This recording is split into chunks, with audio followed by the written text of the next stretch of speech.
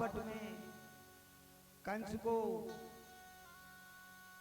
अपना एक मथन देती है, बोली भैया ये कार्य तो आपकी बहन ही निपटा देगी, आप इन दैत्यों को क्यों भेज रहे हो। कंस ने विचार किया, बोली बहन वो आपसे नहीं होगा। बोले नहीं भैया ये छोटे से बच्चे का काम है, इतने बड़े बड़े दैत्यों को भेजने से क्या फायदा है, आप केवल मत रहा करो। और कंस ने जैसे ही पूतना की बात सुनी वैसे ही कंस ने अपना मथन पूतना को दे दिया और बोले कि ठीक है बहन, आप कहती हो तो आपके ही हाथ से काम हो जाए, मैं आपको अपने राज्य में आधा राज्य दूंगा। बोली भैया ये सब करने की जरूरत नहीं, मैं बहन हूं आपकी। पर पूतना कंस की बहन नहीं थी, ये बाणासुर की बहन थी।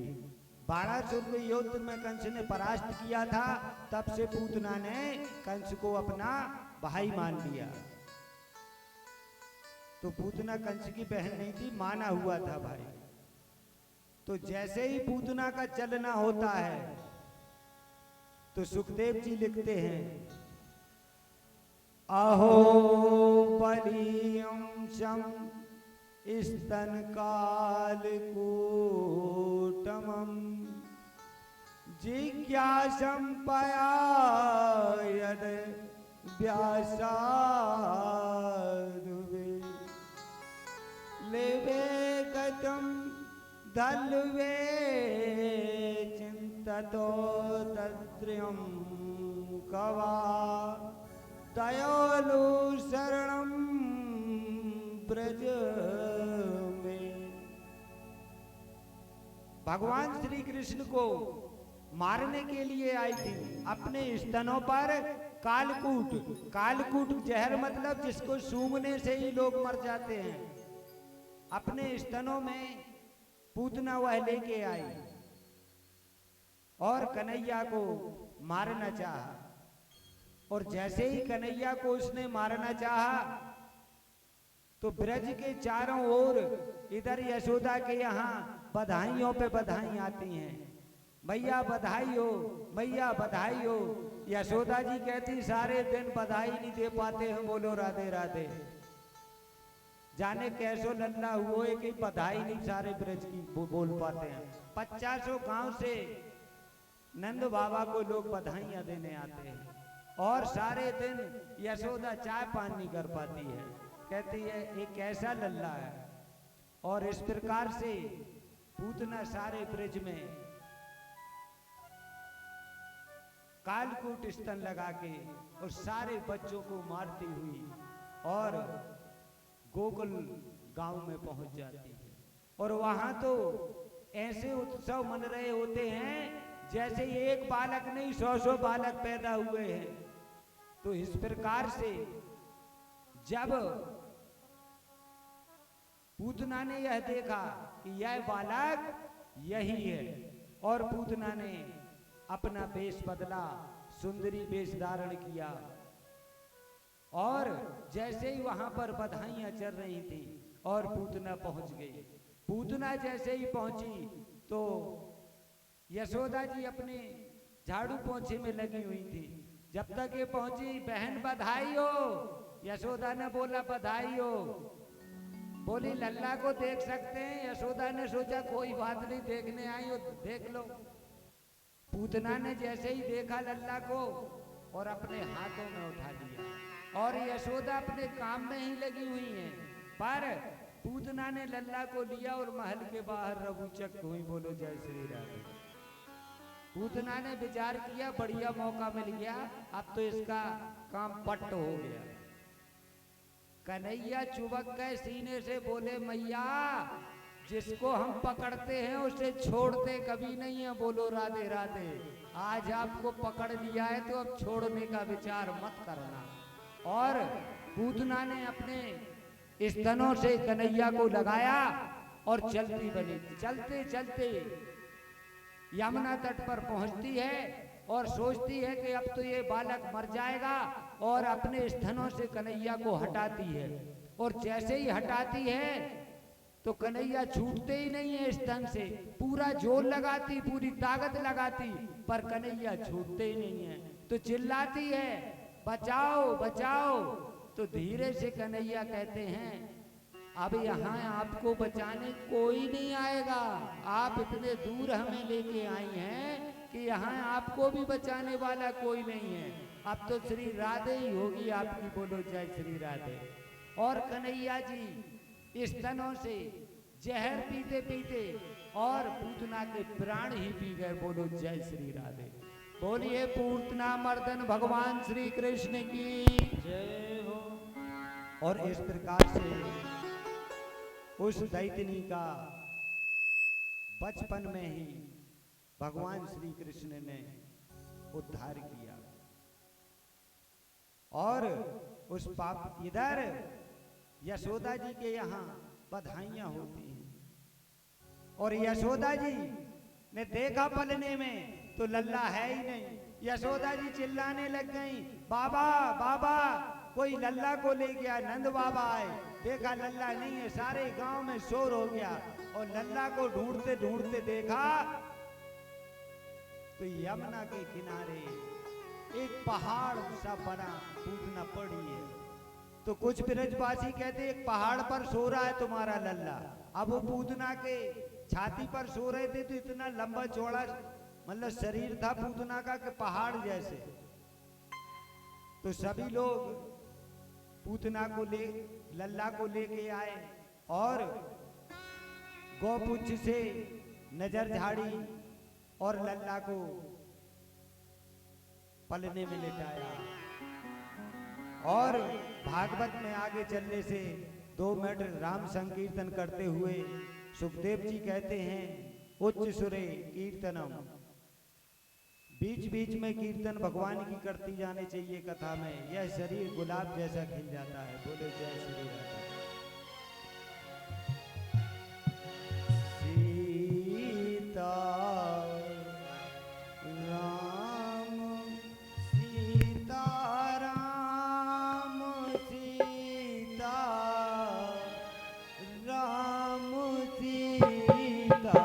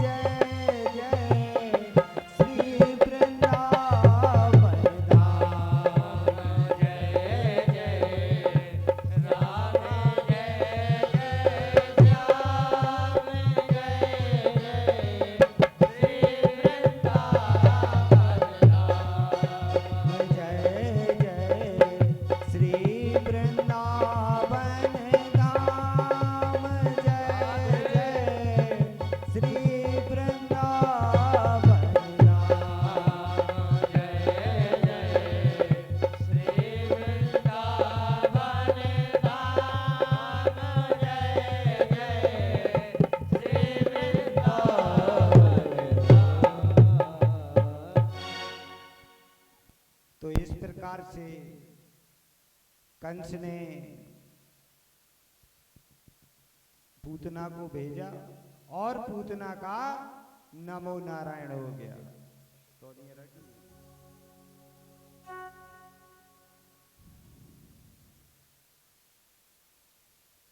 इस प्रकार से जो अभी कमेटी आई है खम्परिया जी के साथ, वो मंच पर आए और राधे राधे तौलिया पहन के जाएं। जो भी खम्परिया जी के साथ आए हैं सभी लोग आ जाएं।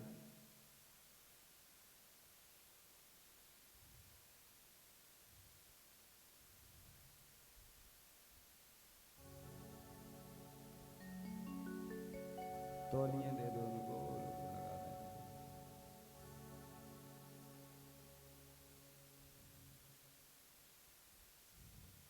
और इस प्रकार से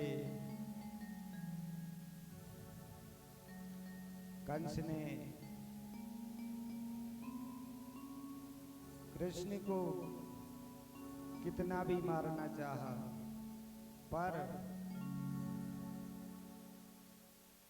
कृष्ण तो भगवान थे, साक्षात नारायण थे। वह किसी दैत्यों के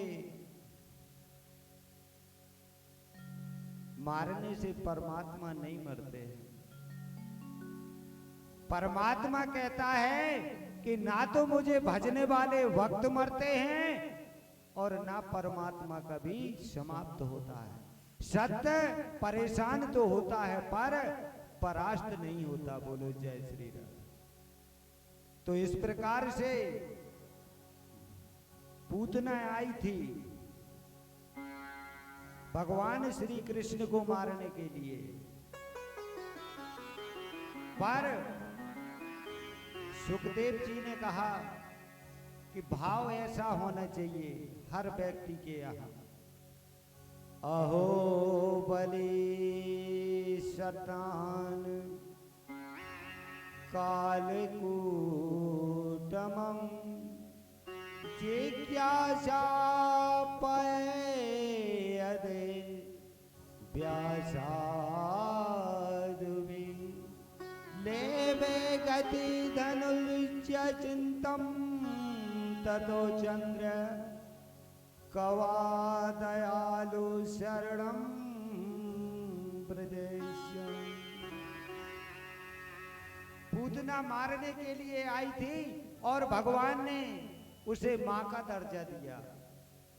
बोले जैसे भी है मैंने उसके स्तनों को पिया हुआ है, इसलिए वो मेरे मां की योग्य है, और उसे मां का दर्जा दिया और उसे बैकुंठ भेज दिया। ऐसी कृपा है हमारे बाल किशोर की। तो इस प्रकार से पूतना को जब मारने के लिए आई और भगवान ने उसे मां का वेश दिया। ऐसे ही आदर कैसा करना चाहिए हर व्यक्ति को। कोई हमारे घर आता है तो हमें आदर कैसा करना चाहिए। सुखदेव जी कहते हैं भागवत में, अतिथि देवो भव, अतिथि देवो भव। हमारे घर जब अतिथि आता है बड़े पुण्य की बात होती है कि कोई हमारे घर बैठने आता है। वो घर मंदिर के समान होता है जिस घर में लोग बैठने जाते हैं। तो अतिथि कोई हमारे यहाँ आता है तो हमें सम्मान करना चाहिए, भगवान जैसा समझना चाहिए। ऐसा नहीं कि कोई आ गया तो हमें बुरा लगा। यदि हमें बुरा लगा तो यह दैवी योनि हो गई हमारी, फिर मानव योनि हो ही नहीं। तो जीवन में हमारे जो भारत की भूमि है वह है बड़ी सुंदर और दयालु है। आज से नहीं सदा से बहुत दयालु है। कितने दैत्यों ने इस धरती पर आकर पाप किए, पर भगवान हमारा क्षमा कर देता,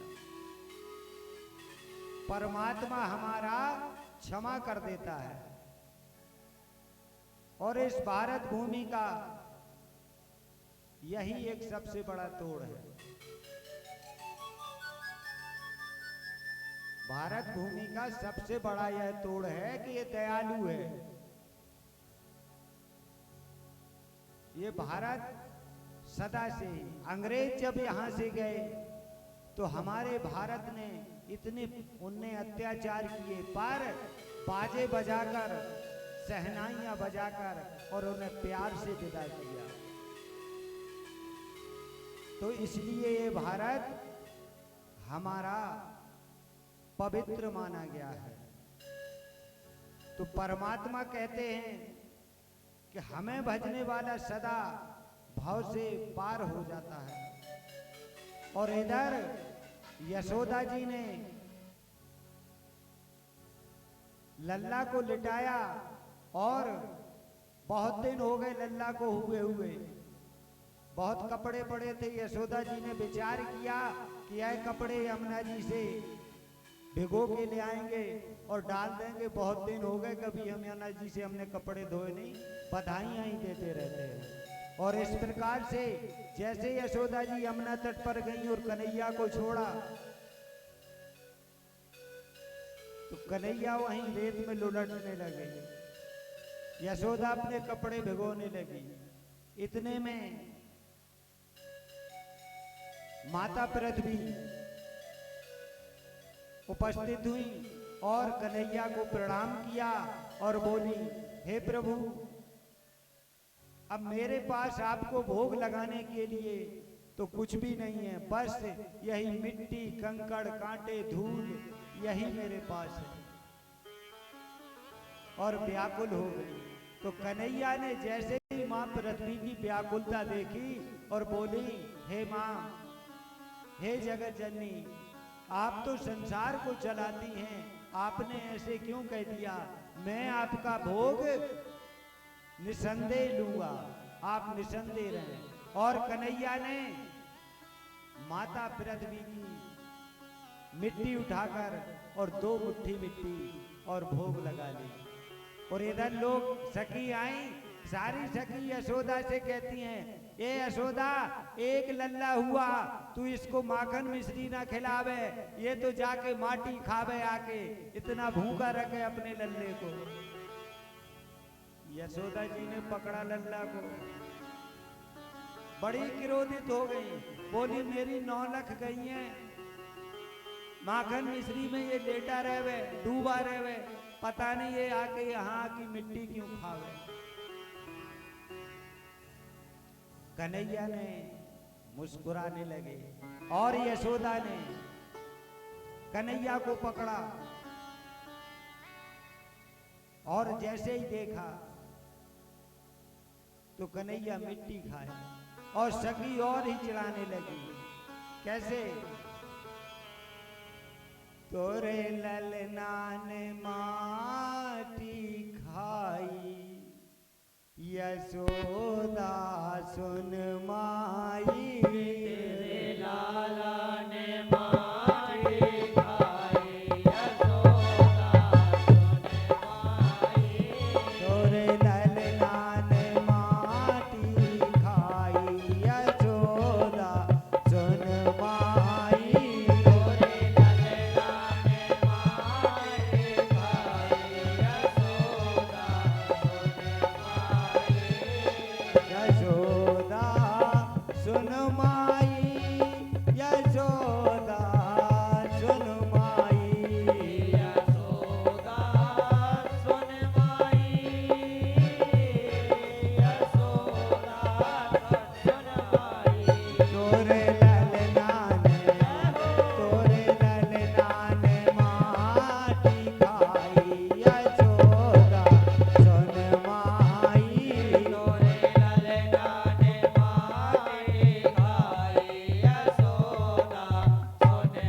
और क्या कहते हैं ब्रज गोपियां मजे लेती हैं यशोदा की, कहती कैसे खा रहा है, देख तेरा डाला, ऐसे भूखे सुलावे। कैसे खा रहा हो? दोनों कलुअन में माटी भर के, दोनों कलुअन में माटी भर के, दोनों कलुअन में माटी भर के, दोनों कलुअन में माटी भर के, माटी भर के, हाँ माटी भर के, माटी भर के, हाँ माटी भर के, कटक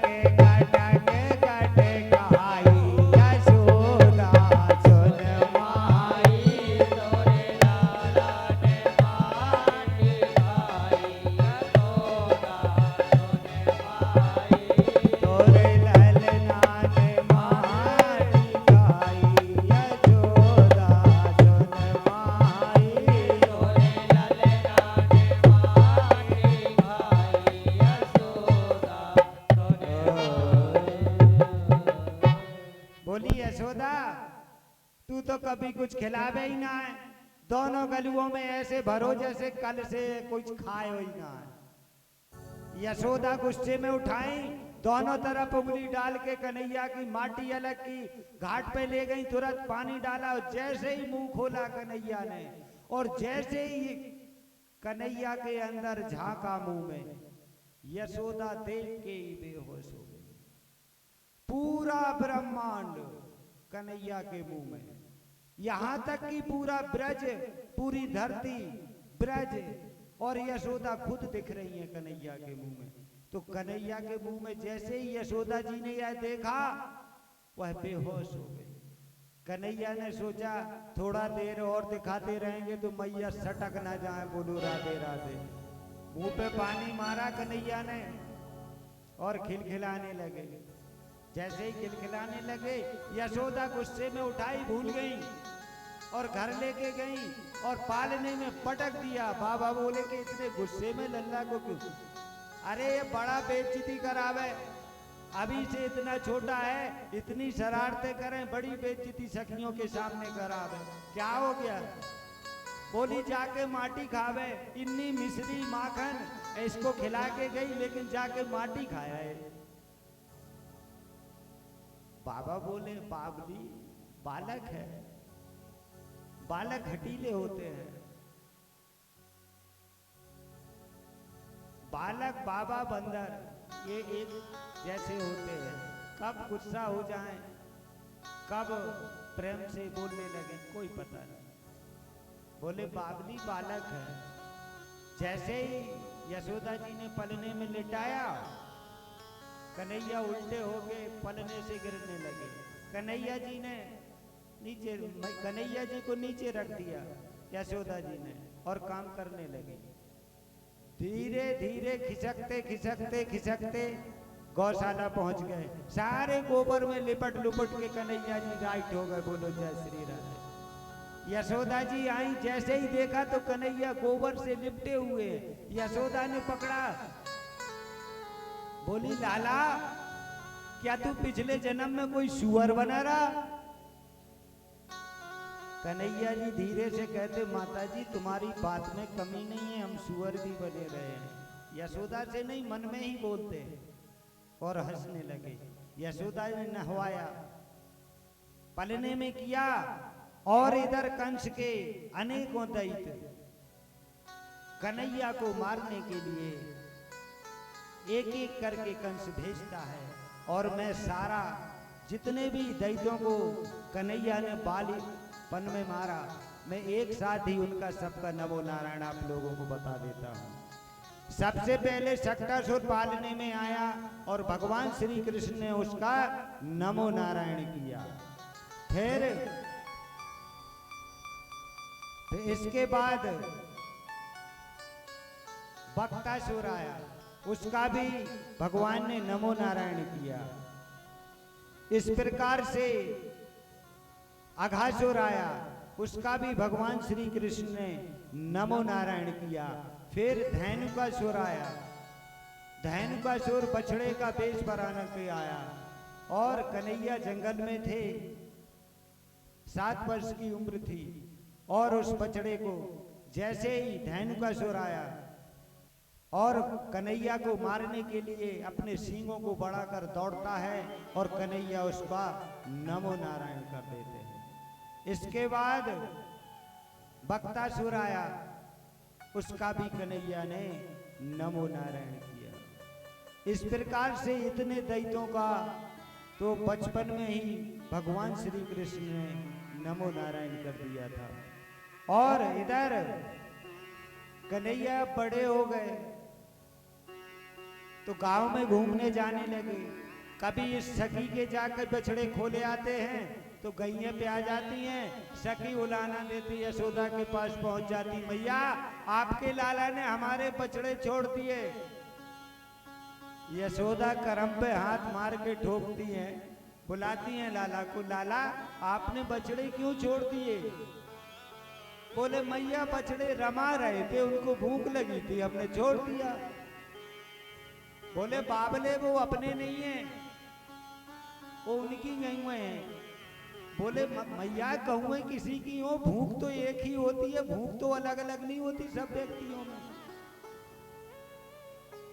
भोजन अलग अलग होते हैं, सब प्रकार अलग अलग होता, पर भूख अलग अलग नहीं होती। बोलो राधे राधे। कभी भूख अलग अलग देखी किसी ने? जब भी लोग कहेंगे भूख लगी है, अब ये नहीं कहते सफेद भूख लगी है कि काली भूख लगी है कि पीली भूख लगी है कि कैसे, नहीं भूख लगी है।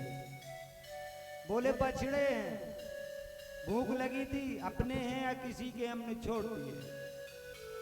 यशोदा ने अपने घर का दूध उस सखी को दिया और बोली बच्चे से गलती हो गई है सखी, क्षमा करियो लाला को। और इस प्रकार से शरारतों पे शरारतें, कभी किसी की मटकी फोड़ते, कभी किसी का करते ही रहते।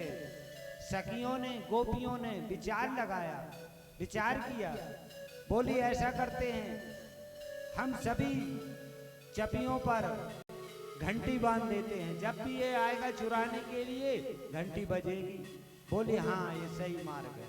तो सतचंदना सखी जो थी वो बड़ी चंचल थी, उसने घंटी को सब में बंधवा दिया।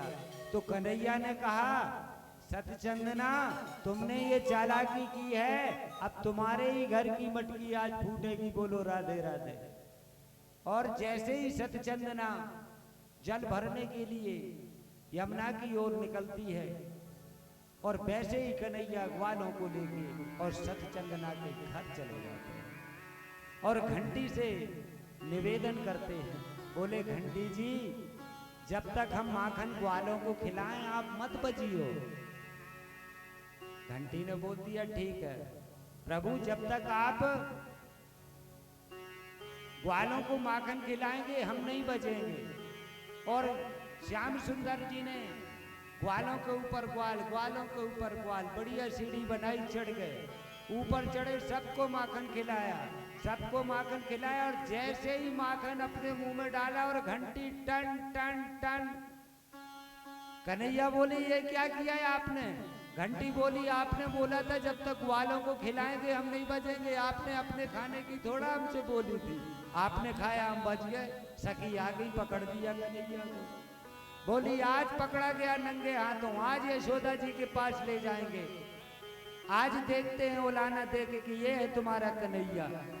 यशोदा कहती मेरो कन्हैया लल्ला चोरी ना करे, आज नंगे हाथ से पकड़ा है। और रस्सी से कन्हैया को सतचंदना बांध लेती है। और जैसे ही कन्हैया को यशोदा जी के सामने ले जाने लगती है, मार्ग में सतचंदना का देवर मिल जाता है। कन्हैया जी धीरे से इशारा करते हैं इधर आओ, और उसका देवर आया। कन्हैया ने, सतचंदना तो गुस्से में खींचती जा रही थी, खींचती जा रही थी, रस्सी पता ही नहीं था। कन्हैया ने बीच में देवर को बुलाया और वह रस्सी खिसका के उसके देवर को बांधी। कन्हैया साइड में हो गए। बोलो राधे राधे। और जैसे ही कन्हैया साइड में हुए और देवर को ले जाके खुद के, और यशोदा से कहती है यशोदा देखो मैं कन्हैया को पकड़ के लाई हूँ, आज देखो नंगे हाथ पकड़ के लाई हूँ। यशोदा बाहर निकली, देखा तो उसी का देवर था। तो यशोदा बोली, बाबली पहले देख तो ले कि मेरो कन्हैया है कि तेरो कौन है। सतचंदना ने जैसे ही देखा कि है ये तो मेरा देवर है, कन्हैया कहाँ गया। यशोदा बोली, ऐसे ही झूठे उलाने देते रहती हो तुम लोग हमारे लाला के, ऐसे ही बदनाम करती हो हमारे लाला को। सखी बिचारी लज्जित हो गई और गई। रास्ते में कन्हैया बैठे, बोले सतचंदना अब की बार करेगी तो तेरे खसम को पकड़वा दूंगा, अभी देवर को पकड़वाया है। और कन्हैया इस प्रकार सखियों के साथ आनंद लेते हुए, और कुछ दिन बीतते हैं, कन्हैया जंगल जाते हैं, दाऊ जी के साथ घूमने फिरने लगते हैं। और एक दिन नदी की, यमुना जी की ओर गए तो सारे ग्वालों ने विचार किया आज गेंद खेलते हैं, आज ये खेल खेलते हैं। और जैसे ही कालीदह के पास कन्हैया ने कहा हाँ आज गेंद खेलते हैं दाऊ भैया, तो कन्हैया को सभी बहुत गेंद में हराते हैं, बहुत ही हराते हैं। तो कन्हैया क्या करते हैं, गेंद को जब थकने लगते हैं तो गेंद को पकड़ के दे सीधे कालीदह में टप उड़ा देते हैं। बोलो जय श्री राधे। श्री दामा कहा, लाल कन्हैया मेरी गेंद दे, तूने मेरी गेंद कालीदह में फेंक दी, मैं वही गेंद लूंगा। कन्हैया बोले, भैया अब तो वो गेंद लेने के लिए कालीदह में टप उड़ना पड़ेगा, तब यह गेंद आएगी। दाऊ भैया बोले, नहीं कालीदह में कन्हैया नहीं गिरना है, इसमें बहुत जहरीला पानी है, यहाँ कालिया नांग रहता है।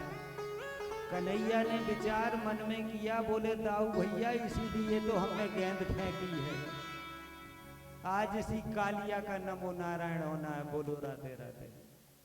और कन्हैया को सारे ग्वाल चिड़चिड़ाने लगे, वही गेंद लाके दे।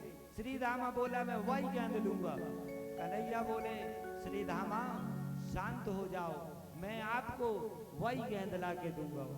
और जैसे ही पेड़ पर चढ़ के और कालीदह में कन्हैया ने छलांग लगाई और सीधे कालीदह में पहुंच गए। और जैसे ही कालीदह में जाते हैं और वहां कालिया नांग सो रहा होता है, वहां नांगनी जागती है। तो नांगनी ने कहा, लाला तू कहां से आयो, और तू जहां से आयो वहीं चला जा, नहीं मेरे स्वामी जाग जाएंगे तो अन्यथा तेरी मृत्यु कर देंगे। बोले मैया मैं अपनी गेंद लेने आयो। बोले कहाँ है तेरी गेंद। बोले कालिया नांग के बिल्कुल पूंछ के पास में रखी। बोले मैया ये है मेरी गेंद। बोले इसको उठा ले और रबूचक को हो यहाँ से। कन्हैया ने गेंद को तो नहीं पकड़ा। बोले मैया एक काम करो, आप अपने स्वामी जी को जगाई लो, आप बड़ा डरा रही हैं हमारे लिए, आप जगाई लो आप अपने स्वामी। बोली लाला मान जा। बोले नहीं नहीं, मैं आपके स्वामी के जगने में दर्शन करना चाहता हूँ। जब नांगनी नहीं मानती, नहीं जगाऊं। कन्हैया गेंद उठाने गए और सांप के पूंछ पर एक लात मारी कालिया के, तो कालिया फर से आँख खोलता है, क्रोध में आके सारा जहर कन्हैया पर मार देता है और कन्हैया का रंग और ही सांवला पड़ जाता है। और इस प्रकार से कन्हैया उस कालिया नाग के जहर से और ही ज्यादा सांवले हो जाते हैं। और कन्हैया और कालिया नाग का कई घंटों तक युद्ध होता है, पर कन्हैया नाग को परास्त कर देते हैं। और नाग को परास्त करते हैं और कालिया नाग से कहते हैं आप यमुना जी को छोड़कर या स्थान छोड़कर कहीं और चले जाओ, वरना मैं आपकी मृत्यु कर दूंगा। क्यों? इस यमुना जी में जो भी गौ माता कालीदह के यहाँ पानी पीती हैं वो सारी मृत्यु को प्राप्त होती हैं। इसलिए हे नागराज आप इस यमुना जी को छोड़ दीजिए। बोले प्रभु एक दिक्कत है। बोले क्या दिक्कत है? बोले यदि हम यमुना से बाहर जाएंगे तो हमें आपका गरुड़ खा जाएगा। बोले क्यों? बोले गरुण के लिए शर्त थी, गरुण के लिए शर्त थी नागलोक से कि जब रोज एक नागलोक से गरुण को एक नाग भोजन के लिए मिलेगा, पर जब कालिया का नंबर आता है खाने का तो कालिया वहां से भाग लेता है, और जैसे ही भागता है और यमुना जी में आके छुप जाता है। पर यमुना जी में गरुण क्यों छोड़ देता है? वहां भी गरुण आ सकते थे। क्यों? एक बार गरुण ने, शौभरी ऋषि जी यमुना जी में तपस्या कर रहे थे, जिन्होंने 10,000 वर्ष यमुना जी के जल के नीचे तपस्या की। शौभरी जी ने यमुना जी के जल के अंदर 10,000 वर्ष तक तपस्या की। जब वो तपस्या कर रहे थे तभी गरुण आया, और गरुण ने मीन राजा को खा लिया, मछलियों के राजा को खा लिया, और सारी मछलियां रो रही, बिलक रही। और जैसे ही संत ने देखा, कहा क्या हो गया? मछलियों ने कहा गरुण ने हमारे राजा को खा लिया। तो शौभरी जी ने गरुण को शराप दे दी। बोले गरुण, यमुना जी में अब कभी भी पग रखोगे और तुम्हें मृत्यु आ जाएगी। तो एक कालिया नाग को यह पता था कि गरुण यमुना में नहीं आ सकते, इसलिए कालिया यमुना में आके छुप गया। तो कन्हैया ने बोला कोई बात नहीं, अब तुम्हारे फन पर मेरे पैरों के निशान हो गए, अब तुम्हें गरुण नहीं खाएंगे। तो कन्हैया के पैरों पर फन पे निशान क्यों हुए थे? क्यों? नाग को जब नाथा और भगवान श्री कृष्ण ने उस नाग पर बहुत नेत्र किया, नचे और ऊपर ले आए, और जैसे ही कन्हैया, इधर यशोदा नंद बाबा सारे चीख चीख चिल्ला चिल्ला के परेशान हैं। यशोदा बेहोश है, मेरा कन्हैया गिर गया, मेरा कन्हैया गिर गया। सारे यमुना के बाहर बैठे हुए। इधर नागराज से युद्ध हो गए कन्हैया ने, और नागराज को ऊपर बैठकर यमुना जी के बाहर आए, और जैसे ही कन्हैया बाहर आए और नागराज ने यमुना जी को छोड़ दिया, और यमुना जी का जल स्वच्छ हो गया और गौ जल पीने लगी, और नागराज वहां से चले गए और वो बच भी गए। तो इस प्रकार से कन्हैया ने नाग को नाथा।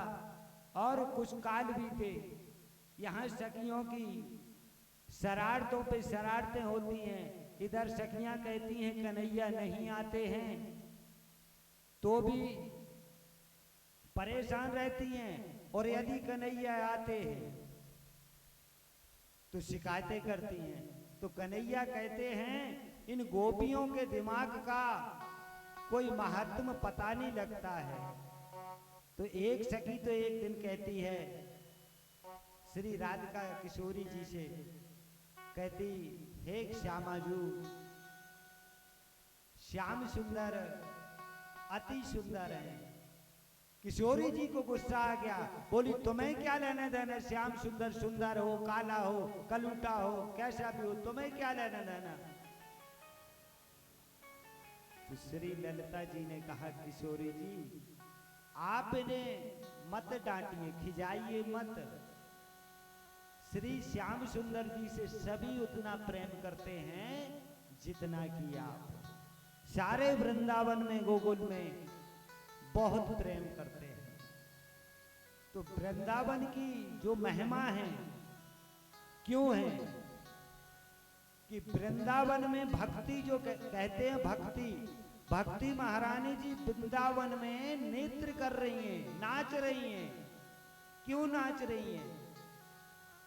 कि वह बुजुर्ग हो गई थी, बुढ़ी हो गई थी। गुजरात की भूमि पर जाके भक्ति महारानी बुढ़ी हो गई थी, तो उन्होंने श्री धाम वृंदावन आई और दोबारा युवती का वेश पाया।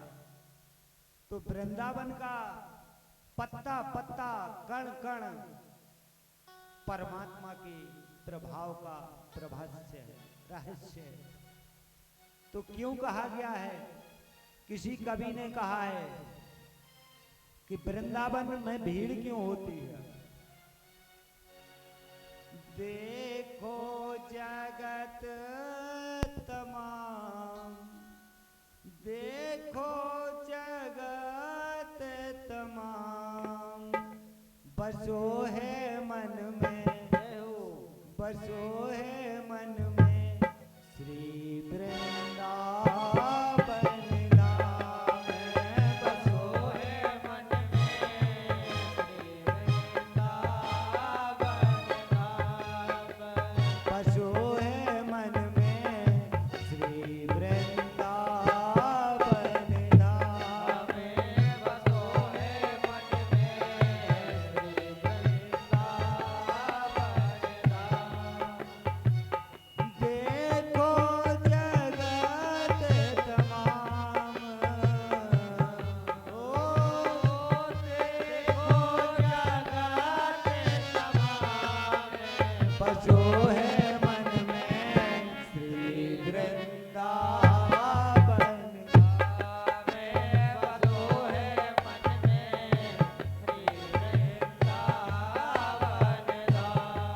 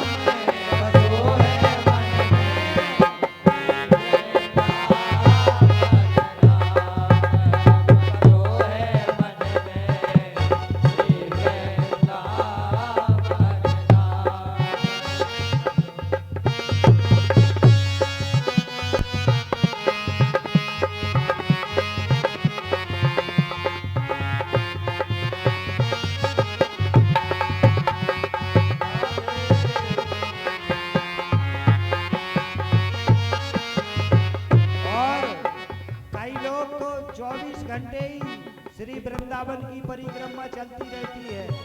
24 घंटे दिन रात 12 मासी वृंदावन की करी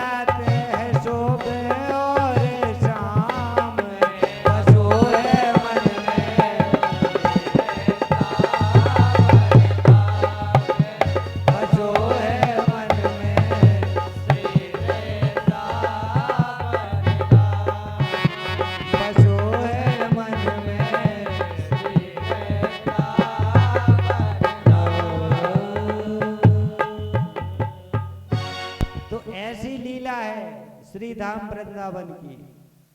कैसी? वहां पर साधु संत रोज 24 घंटे राधे श्याम का सीताराम का नाम रटते रहते हैं और जिस प्रकार से साधु रटते उसी प्रकार से भक्तों की भी लाइनें लगती हैं। 8-8 घंटे तक बिहारी जी के दर्शन नहीं होते, 4-4 घंटे तक बिहारी जी की खड़े रहो। सुबह 4 बजे आप दर्शन के लिए लगेंगे तो पता लगा 3 बजे शाम को आपको दर्शन हुए। पर इतना पीड़ा क्यों पहुंचाते हो भगवान दर्शन देने में? इतनी भीड़ क्यों होती है? क्यों? हमारे बिहारी जी बड़े शर्मीले हैं, इसलिए परेशान करके दर्शन देते हैं। क्यों? चोर हैं तो उन्हें छुप के बैठे हैं, दर्शन करने जाने में जल्दी नहीं मिलते हैं, माखन चोर है। तो ऐसी भीड़ लगती है। और वृंदावन कोई जाए कहीं भी भोजन बढ़ता है, कहीं भी भोजन पालेगा। ऐसा नहीं कोई भूख से मर जाए कि हम आ गए हमें भोजन नहीं मिला, नहीं। वहां राधा रानी की, श्याम सुंदर जी, सीताराम जी की बड़ी कृपा है, संतों की कृपा है, भक्तों की कृपा है, तो वहां पर भोजन की कमी नहीं रहती। वैसे भोजन की तो किसी घर में कमी नहीं रह सकती यदि ठाकुर जी की वैसे आस्था ना करके उनकी पूजा की जाए तो कोई भूखा नहीं रह सकता। तो संसार में श्री धाम वृंदावन को ज्यादा क्यों माना जाता है? इसलिए माना जाता है कि वृंदावन में खाने पीने की वस्तुएं तो कोई भी करोड़ों पब्लिक चली जाए तो भोजन तो वहां दिक्कत ही नहीं है। बोलो राधे राधे। वहां तो रुकने की दिक्कत होती है, रुकने में बड़ा खर्च पड़ता है हर व्यक्ति को। जिसकी पहचान नहीं है उसका बहुत खर्चा पड़ता है। एक रात रुकने का 1200, 1400, 1500, 2000, 2500, 3000 एक रात का। पर जिसकी पहचान है तो चलो लिहाज हो जाता है। तो ऐसा है।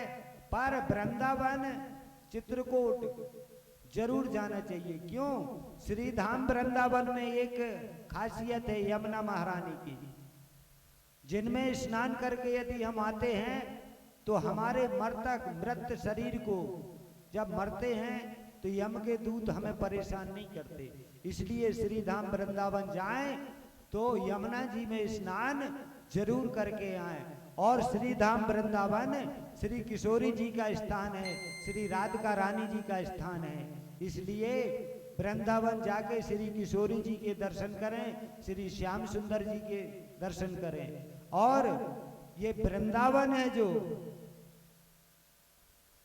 ये जो वृंदावन है ये बहुत प्रेम की नगरी है। यहाँ तो केवल गुस्सा किसी को आता ही नहीं, सिवा राधे राधे राधे राधे। चारों तरफ देखो तो राधे ही राधे। उधर कैसी राधे है?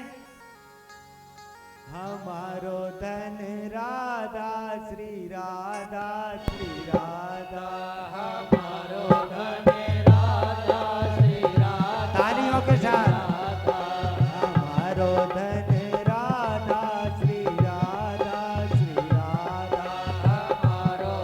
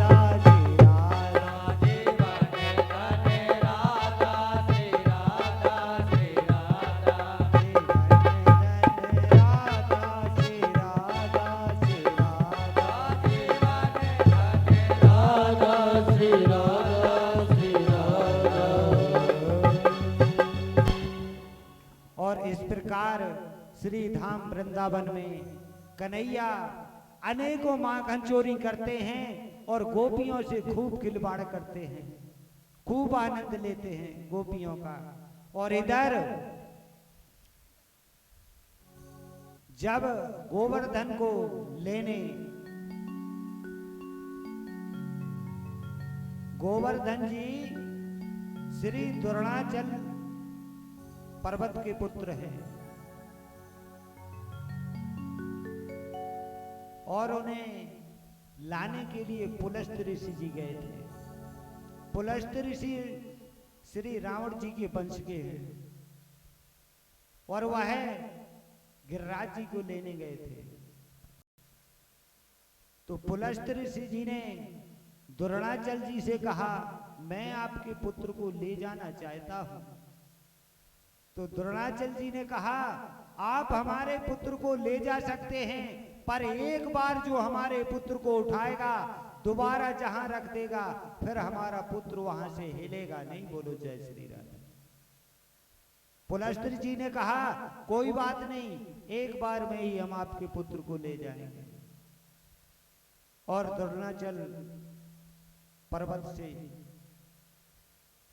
उनके पुत्र को पुलस्त्य ऋषि लाते हैं और जैसे ही लाते हैं और वृंदावन के निकट जैसे ही वो काशी ले जाना चाहते थे गिरिराज जी को, पर जैसे ही ब्रज भूमि को देखकर गिरिराज जी का मन मोहित हो गया और उन्होंने अपनी माया से पुलस्त्य ऋषि जी को लघु शंका का आभास करा दिया और पुलस्त्य जी को आभास हुआ हमें लघु शंका जाना है। वो भूल गए कि गिरिराज जी को कहीं रखना नहीं है। उन्होंने गिरिराज जी को श्री ब्रज भूमि में रखा और आभास के लिए चले गए। जैसे ही हाथ धोकर गिरिराज जी को उठाना चाहा और गिरिराज जी वहां पर जम के रह गए। पुलस्त्य जी परेशान हो गए, उठाते उठाते जब गिरिराज जी नहीं उठे तो पुलस्त्य जी ने खड़े हो गए गिरिराज जी को शराप दे दी। बोले, यदि तू हमारी मनोकामना पूर्ण तुमने नहीं होने दी, इसलिए रोज आप एक तिल घटते ही जाएंगे। तब से श्री गिरिराज जी द्वापर से आज तक रोज दिन एक तिल उनका भार घटता है और घटता ही जाएगा। तो पुलस्त्य ऋषि ने उन्हें इस प्रकार की शराप दी और गिरिराज जी श्री ब्रज में वास करने लगे। और गिरिराज जी का कारण क्या है? गिरिराज जी परिक्रमा श्री वृंदावन परिक्रमा से होता क्या है? लाभ परिक्रमा से ही है। श्री धाम वृंदावन में जो भी लाभ है परिक्रमा दर्शन में ही है। बाकी वृंदावन तो जो जाता है उनके भाव, स्वभाव, सोच सब बदल जाती है कुछ दिन के लिए, वो भी संतों जैसे हो जाते हैं। तो गिरिराज जी का जब ब्रज में आगमन हुआ तो अनेकों प्रकार से पूजन हुआ और स्थापित कर दिए गए। इधर नंद बाबा सारे ग्वालों को लेकर और ब्रज पूजा के लिए तैयार करते हैं और ब्रज पूजा के लिए तैयार जैसे ही करते हैं तो कन्हैया जी आ जाते हैं। बोले, ब्रज पूजा के लिए आप कहाँ जा रहे हैं? बोले, इंद्र पूजा के लिए जा रहे हैं सभी ग्वाल। बोले, इंद्र की क्यों पूजा करते हैं? बोले, लाला, इंद्र हमें पानी देता है और हमारी खेती को जब पानी मिलता है, जब हमारी उपज होती है। बोले, क्या इंद्र का पूजन नहीं करेंगे तो इंद्र पानी नहीं देगा?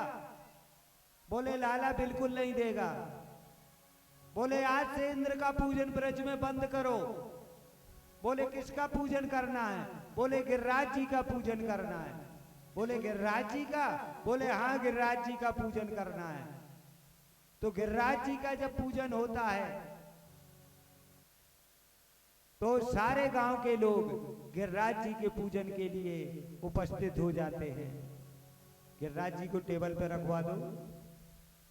और गिरिराज पूजन के लिए जब गांव वाले इकट्ठे होते हैं तो अनंत प्रकार की वातावरण होते हैं और वहां पर श्री सुखदेव जी महाराज बहुत सुंदर गतियों से अपने ईश्वर का नाम लेते हैं।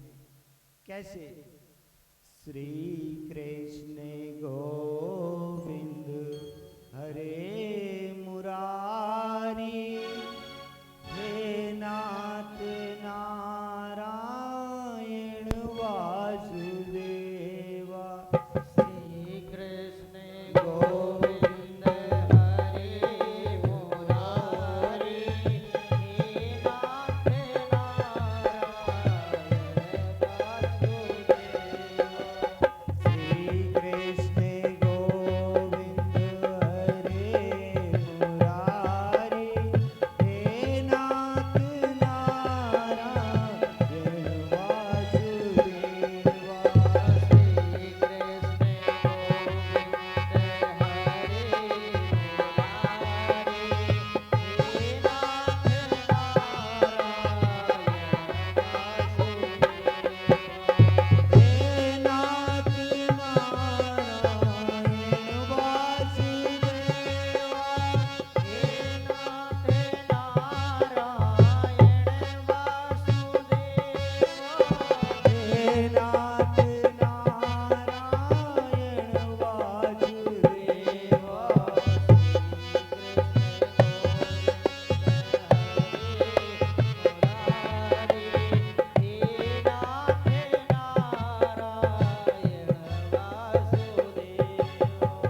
श्री कृष्ण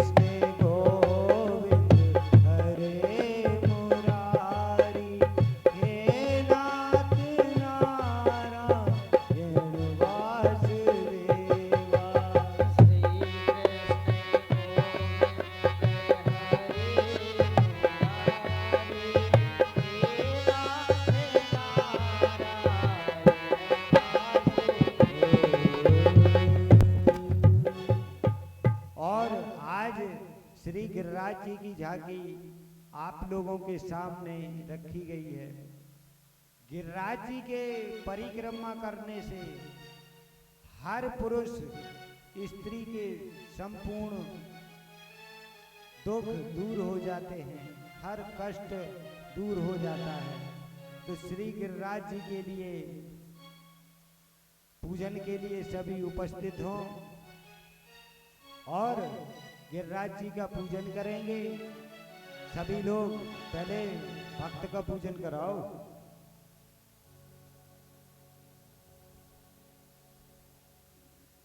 पहले श्रोताओं का पूजन करा दो, फिर सबका होता है।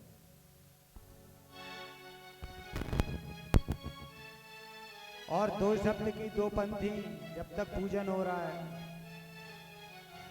हो राधा गिरधारी, हो राधा गिरधारी, अब याद तुम्हारी हो राधा गिरधारी।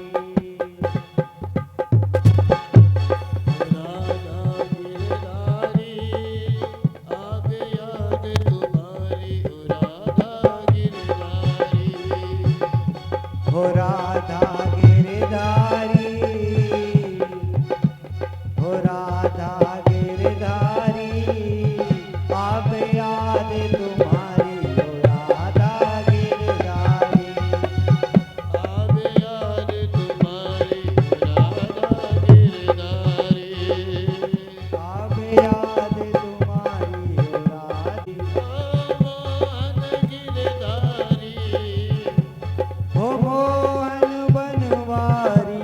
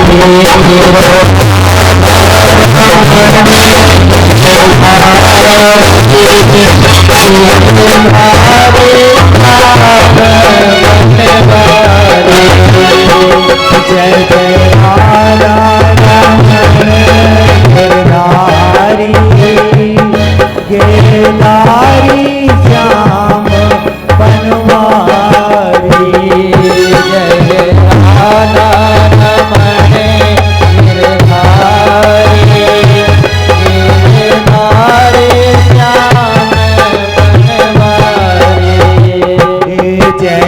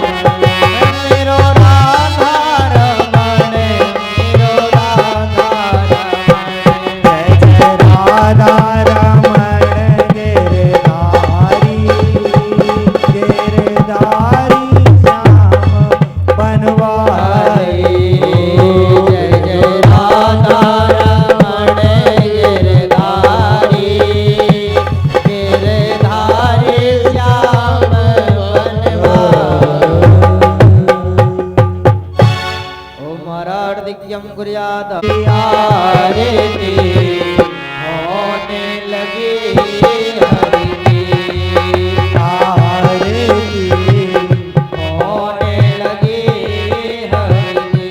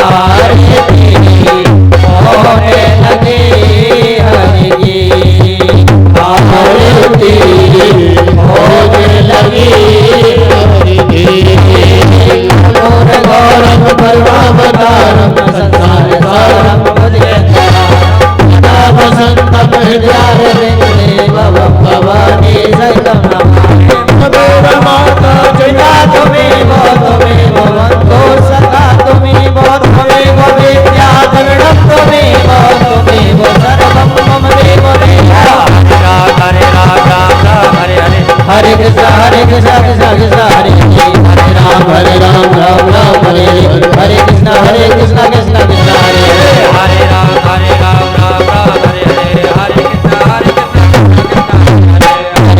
हरे राम राम हरे हरे कृष्णा कृष्णा कृष्णा हरे खट्टे खट्टे बने राधा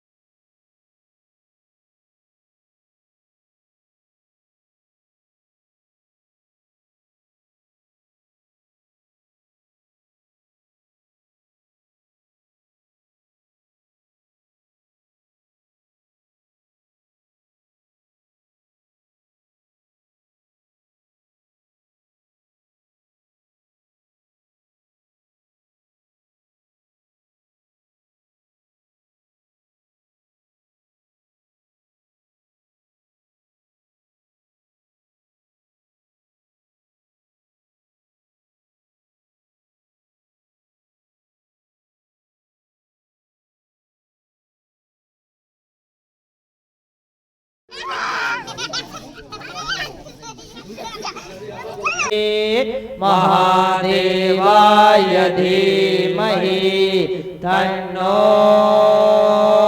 श्रीरुद्रः प्रचोदयात्। हरिः ओम यज्ञनारायणाय विद्महे ललज्जिह्वाय धीमहि तन्नो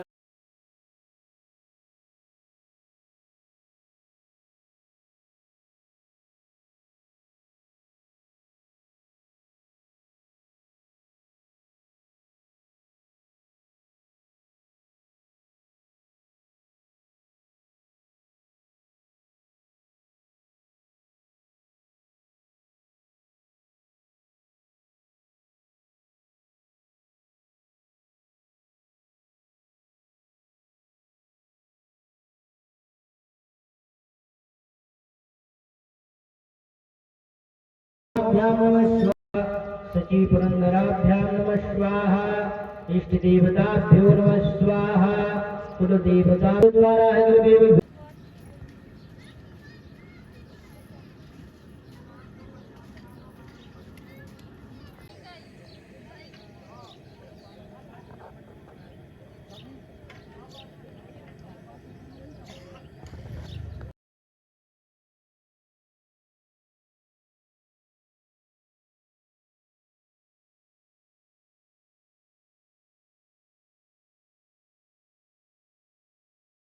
प्रक्षाल्य ऋषिकेशाय नमः। पवित्रीकरणं मम पवित्रः पवित्रो वा सर्वावस्थांगतोऽपि वा पवित्रः पवित्रो वा सर्वस्तान्गतोऽपि वा पुनातो हस्ते यक्षद्राः